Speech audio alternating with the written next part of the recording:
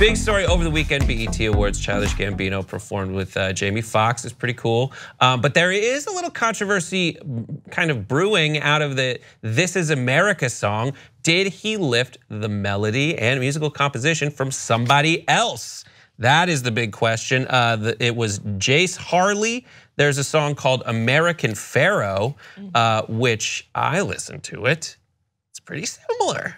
What do you think? The drop is noticeably similar. I watched it on YouTube, and the first comment that was getting the most likes was just, "I'm only here for the spicy popcorn of the comment section," which is kind of, I think, where we're all landing right now, because as far as I can tell, Childish Gambino / Donald Glover has not responded, nor has the artist from this song. It has happened. There have been some developments. All right, yes. What are they? The developments are, I'm glad you asked, and that I did a little bit of research this week. Jace Harley said, lol, a shout out would be cool, but all good though. He's a great artist, dope. I could have had some influence on the record. They say that the record itself is 3 years old. They said like, we have the file name from Pro Tools at the ready.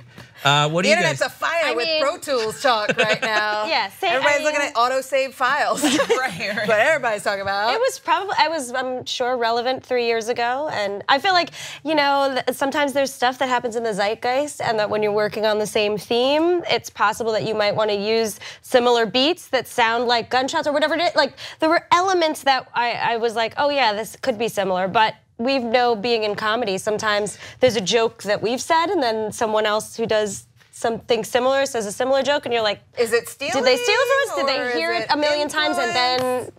Are we all just? Is it like parallel thinking? Is it like, oh, we were both touching on the same thing? There's times that I've done it, and like someone has called it out, because on various shows I've done, and I've been like, no, that's the joke. That is the joke to make right now. Right. Everyone's making that joke or whatever. Yeah. Let's grab it on Twitter. Like you see somebody like that. Oh, I made that joke 5 minutes ago. And you're like, oh, it's just like. Right. So it's a common joke. It's fine. Yeah. They're all lucky that Marvin Gaye's family is not involved. Yeah. Oh yeah. Donald Glover would be going down, because I listened to both of those songs and was like, well, I'm still trying to find it. I can't, the Robin Thicke song. The Robin Thicke Marvin Gaye one. It took me forever. Is it just people at the beginning just going like, hey, we're having a good time? But they got that big win. Yeah. Yeah. I don't know. All right. Well, we'll see what happens with that. The next story on our docket is Seth Rogen was at a restaurant, and wouldn't you know it, Paul Ryan was there too. Paul Ryan is currently the Speaker of the House of Representatives and has announced his impending retirement. But apparently, Seth Rogen, smart. he got out. He got his tax cut. He's like, peace. I'm gonna go enjoy my money, be a lobbyist somewhere in Wisconsin. I was talking about you, not him. Oh, me? You sound so smart. Yeah. Oh, yeah. Thank you. Nice. Don't worry, I'm still gonna kick your ass. But I'm so scared right now. I'm terrified of physical harm. We shot a music video in this studio, and I almost cracked my head open right there. And you were just watching music. Go watch the behind the scenes on the Stuffed Animals music video, and you can see the like loud hollow thump of my head on concrete. Oh my gosh. It is bad. Anyway, so furthermore, said Seth Rogen in an interview about this. He says, he went up to Paul Ryan and said, I hate what you're doing to the country at this moment, and I count the days till you no longer have one iota of the power you currently have.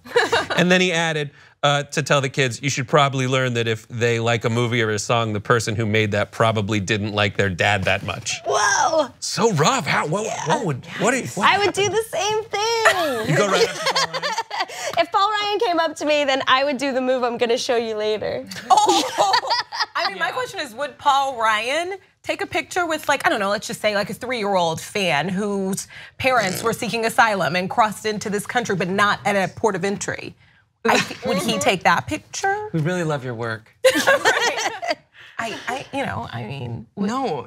Grace, you're a Republican. You go to the Red Hen with Seth sort of Rogen. thing, like you wonder, like look at me, I'm the picture of what the Republicans love, just full of the gay agenda.